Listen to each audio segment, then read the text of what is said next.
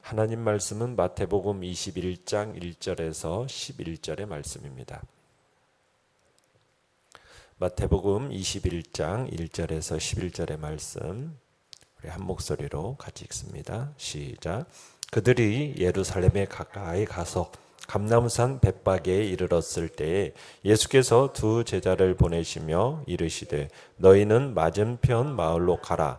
그리하면 곧 매인 나귀와 나귀 새끼가 함께 있는 것을 보리니 풀어 내게로 끌고 오라. 만일 누가 무슨 말을 하거든 주가 쓰시겠다 하라. 그리하면 즉시 보내리라 하시니 이는 선지자를 통하여 하신 말씀을 이루려 하심이라. 일러스되 시온 딸에게 이르기를 내 왕이 내게 임하나니 그는 겸손하여 나귀 곧 멍에 매는 짐승의 새끼를 닫도다 하라 하였느니라.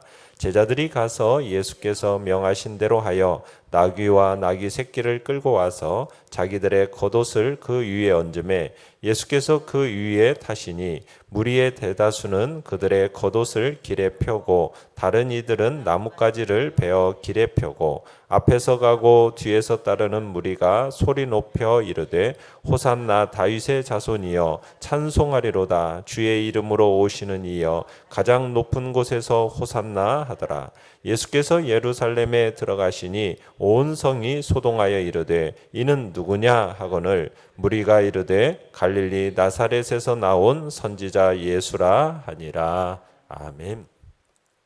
오늘 말씀의 제목은 겸손의 왕, 평화의 왕이라는 제목으로 말씀을 나눕니다.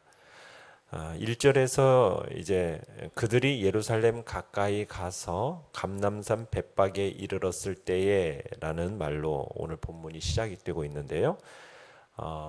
갈릴리 북쪽 그 가이사랴 빌립보에서 제자들로부터 주는 그리스도시요 살아계신 하나님의 아들이십니다 라는 이 신앙 고백을 들으신 이후부터 예수님께서는 그때부터 비로소 예루살렘에 올라가서 자신이 죽임을 당하고 부활하실 것에 대해서 가르치기 시작하셨습니다. 제자들과 함께 예루살렘으로 올라가는 동안에 예수님은 계속해서 십자가와 부활에 대해서 가르치셨어요. 그러면서 이렇게 남쪽을 향해 예루살렘을 향해 오신 겁니다. 이제 예수님께서 목적지 예루살렘을 지척에 둔 이제 감람산 벳박이라는 곳에 오늘 이르시게 된 거예요. 내용 관찰 문제 1번을 보시면 예수님이 예루살렘에 입성할 때 타신 나귀 새끼는 어떻게 구한 것입니까? 자, 예루살렘을 지척에 두고서 예수님께서 제자 둘을 불러서 이렇게 이르시죠. 마을로 가면은 나귀와 나귀 새끼가 있을 거라는 거예요. 그러면 무조건 풀어서 끌고 오래요. 그래서 만약 누군가가 무슨 말을 하면 왜 그리하냐고 묻는다면 주가 쓰시겠다 이렇게 대답하라고 말씀하십니다. 그러니까 예수님께서는 다른 말은 일체하지 말고 그냥 다만 주가 쓰시겠다 하라 이렇게 말씀하는 거예요. 여기서 지금 예수님이 친히 자신을 가리켜서 뭐라고 호칭하고 계십니까? 주라고 호칭하고 계시죠. 이 주라고 자신을 호칭하는 것은 여기뿐이에요. 그러니까 예수님이 자기를 드러내 보여주시고 계시해 주시는 거죠. 이건 참 대단히 중요한 의미를 가지는 겁니다. 주라는 것은 뭘 가리키는 거죠? 주인, 소유자 이걸 가리키는 거잖아요. 그러니까 예수님은 자신을 가리켜서 뭐라고 얘기하는 거예요? 나는 누구다? 주다. 주인이다라는 얘기예요. 이 세계가 자신의 소유라는 것을 말씀하시는 겁니다. 그러니까 우리는 존재하는 모든 것이 누구의 소유라는 겁니까? 우리 주님이신 하나님 예수 그리스도의 소유라는 것을 이 사실을 이해해야 되는 겁니다.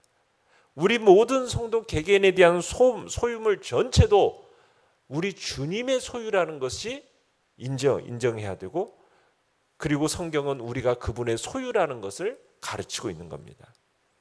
주인의 가장 두드러진 특징이 뭐죠? 주인은 자기의 소유물을 어떻게 할 수가 있습니까? 임의로 할 수가 있는 겁니다. 그죠? 자기가 원하는 대로 사용할 수가 있는 거예요. 종이라는 사람은 주인이 허락이 있어야만 무슨 일을 할 수가 있는 거예요. 하지만 주인은 달라요. 명령 받는 자가 아니라 명령권자란 얘기입니다.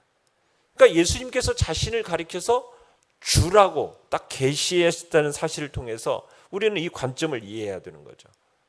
만물은 창조주로서, 우리 주님은 소유주로서 이 세계의 모든 것을 임의로 주관하실 수 있는 분이요, 그분이 하시려 하는 일을 아무도 막을 수가 없습니다. 그래서 우리 주님은 지금 자신의 위상을 바로 드러내시는 겁니다. 종으로서가 아니라 주인으로서 주가 쓰시겠다 해라. 누가 무슨 말을 하든 주가 쓰시겠다 해라. 그럼 우리는 항상 예수님의 이 위상을 바로 알고서는 종으로서의 위치에 바르게 처신해야 되는 겁니다.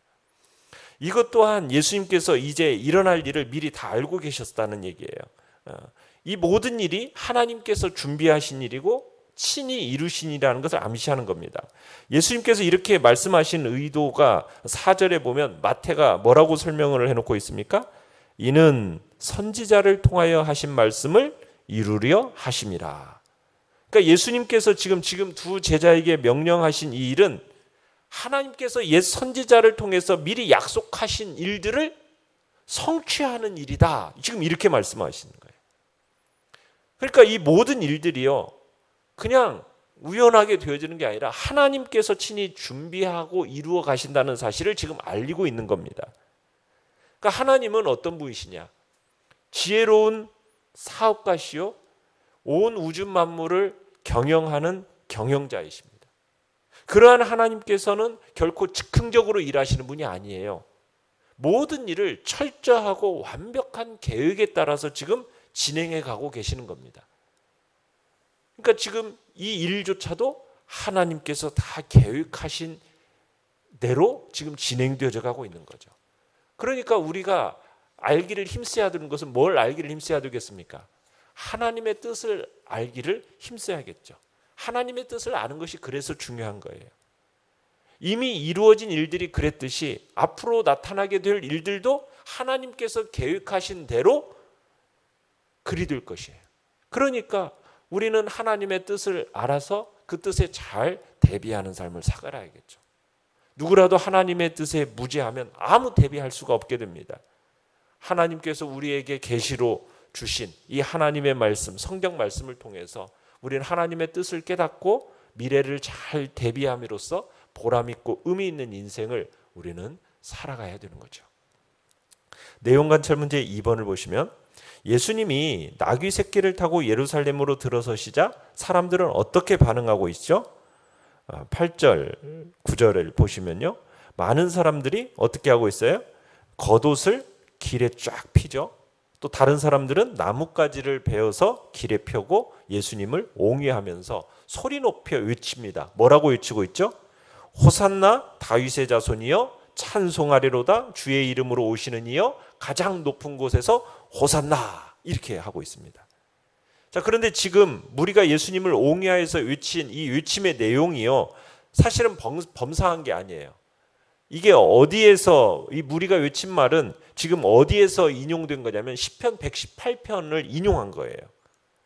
지금 이 예언한 찬송을 부르며 예수님을 맞는 이 무리가 그를 가리켜서 다윗의 자손이여 라고 지금 외침으로써 하나님께서 세우시리라는 그 의와 구원과 생명의 문이 바로 다윗의 자손으로 오시는 메시아다라는 것을 지금 증거하고 있는 겁니다. 이 일로 인해서 10절에 보면 온 성이 소동했다고 그래요. 예루살렘이 소동했습니다.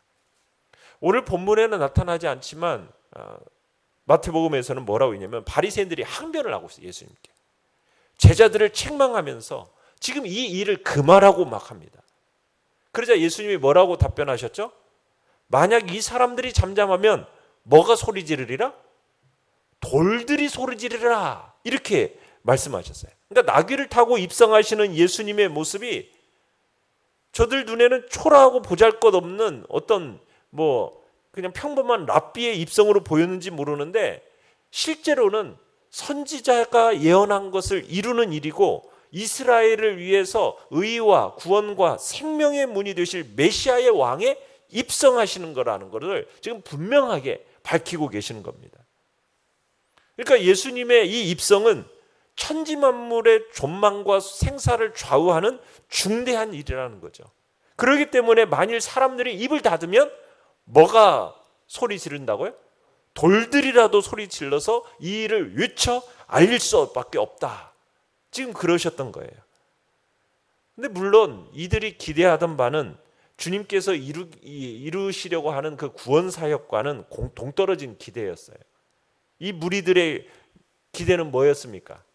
정치적인 구원할 왕을 기대했던 거예요. 그러나 우리 주님은 뭐하러 지금 들어가고 계시는 거예요? 예루살렘에.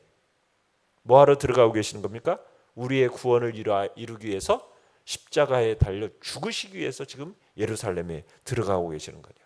그러니까 예수님과 환영하는 그 무리 사이에 기대하는 바가 어때요?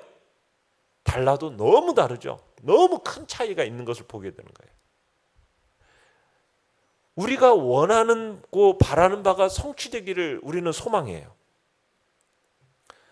그것이 그런데 여러분 주님의 소망과 기대하는 것과 상관이 있느냐 이게 중요한데 우리는 그걸 별로 중요하게 여기질 않아요. 자꾸 그냥 내가 원하는 바가 성취되면 좋겠다. 그것으로만 주로 생각하고 그것만으로 기도하고 그걸 만족해하는 경향이 있어요. 그런데 참된 신앙이라는 것은 뭘까요? 내가 그저 바라는 것, 성취되는 것 거기에만 몰두하는 것이 참된 신앙일까요? 그게 아니죠. 참된 신앙이라는 것은 주님께서 이루고자 하는 그 뜻에 순종하는 것이 참된 신앙입니다. 참된 신앙이라는 것은 내가 바라는 대로 이루어지기를 소원하는 게 아니라 주님께서 원하시는 대로 이루어 드리는 자세. 이게 참된 신앙의 자세인 거죠. 자, 무리들은 호산나 다윗의 자손이여 하면서 외쳤어요. 물론 얼마나 기뻤겠어요. 자신들의 소원을 이룰 왕이 막 나타났다라고 하니까 얼마나 기뻤겠어요. 그런데 주님의 뜻에 일치하지 않는 이 기쁨이라는 것은요, 오래가지 않습니다. 며칠 지나지 않아서 이들의 태도가 어떻게 되죠? 완전히 180도 바뀌죠. 우리가 보게 되잖아요. 지금 이렇게 기뻐하면서 막 환호하다가 며칠 지나지 않아서는 예수님을 어떻게 하라고 해요? 이 무리들이 십자가에 못 박아 죽이라고 그래요. 그러니까 우리가 기뻐해도 주님의 생각과 일치된 모습으로 기뻐하는 거냐, 그냥 내 마음의 소원을 이루어 줄 것처럼 여기면서 기뻐하는 거냐, 이 차이가 굉장히 크다라는 거예요. 그게 중요한 게 무엇이겠습니까? 우리의 기쁨은 주님의 생각과 일치되는 것, 이 모습에서 우리의 기쁨을 찾아야 되는 거죠. 그저 내가 원하는 대로 이루어지는 그 사실 때문에 기뻐하면요, 그 기쁨이라는 것은 얼마 가지 못하고요, 그 기쁨을 잃어버리게 될 겁니다. 그래서 우리에게 있어서 중요한 게 뭐예요? 내 마음의 소원과 뭐가 일치되도록 해야 되겠습니까? 주님의 뜻, 그것이 일치되도록 하는 것, 이것이 굉장히 중요한 거예요. 영과 묵상 문제 3번입니다. 예수님이 나귀 새끼를 타고 예루살렘에 입성하신 것은 어떤 영적 의미가 있을까요? 자, 보시면은 4절 5절에서 이게 이제 선지자를 통해서 이루어진 선지자 스가랴의 예언이라는 것을 밝히 이제 말씀을 하십니다. 시온 딸에게 이르기를 내 왕이 내게 임하나니 그는 겸손하여 나귀 곧 멍에 매는 짐승의 새끼를 탔도다 하라. 자, 시온에 그 왕이 임하실 것인데 특이하게도 뭘 탔다고요? 나귀 곧 멍에 매는 짐승을 타고 입성하실 것이다, 이렇게 얘기하고 있어요. 여러분, 일반적으로 왕이라고 하면요, 대개 권세와 힘을 가지고 사람들 위에 군림하는 존재입니다. 나라를 칼로 정복해서 무너뜨리고 모든 것을 자기 소유로 삼는 그런 강한 자의 모습을 연상하는 게 왕이에요. 이런 왕에게 어울리는 모습은 뭐예요? 나귀 타고 가는 겁니까? 그죠. 백마죠. 말 타야죠. 빠르고 강한 말, 이걸 타고 병거 몰고, 그렇죠, 전쟁터를 누비는 용사의 그 영웅적인 모습, 이 모습이 이게 왕의 모습 아닙니까? 그런데 지금 장차 예루살렘에 임하리라고 하는 이 왕의 모습은 이 용사 영웅적인 모습하고는 너무 다른 거예요. 전혀 다른 거예요. 뭘 타고요? 참 나귀 탄 왕의 모습이라는 게 어떻게 느껴지십니까? 이 왕이 나귀를 탔다라는 이 모습은 겸손과 낮아짐, 그리고 나귀 하면 짐을 지는 것과 관련이 있는 거죠. 그러니까 세상 왕들이 그 힘과 위세를 자랑하는 것과는 달리 메시아는 어떤 존재예요? 낮아진 자의 모습으로 오실 것이라는 것을 지금 예언하고 있는 거예요. 나귀 중에서도 작은 것, 나귀 새끼를 타실 거라. 좀 큰 나귀라도 타고 오시면은 모르겠는데, 그 예수님보다도 나귀 새끼는 큰지나 모르겠어요.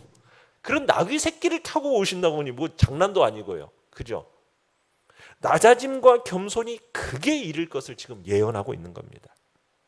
가장 낮고 비천한 자리에 이를 것을 예언하시는 거예요. 그러니까 제자들이 예수님께서 명하신 대로 나귀와 그 새끼를 끌고 와서 자기들의 그 겉옷을 그 위에 얹고 예수님으로 타기시게 했어요. 느낀 점 4번을 보시면, 왕이신 예수님이 겸손하게 나귀 새끼를 타고 입성하신 것을 보며 무엇을 느낍니까?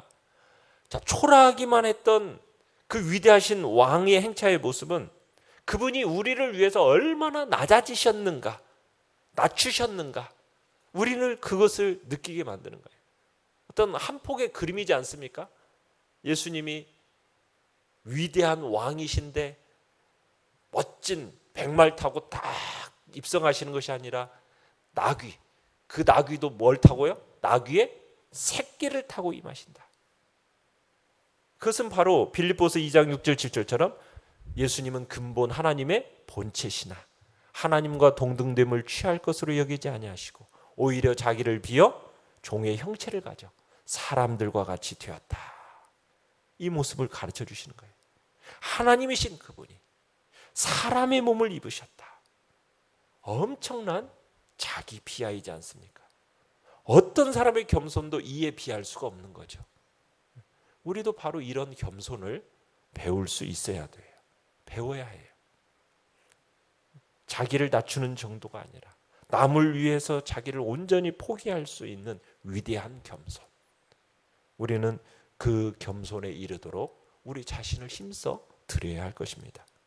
예수 그리스도께서 하셨던 것처럼 남을 위해 자신의 모든 것을 희생했던 것. 이건 참 쉬운 일이 아닙니다.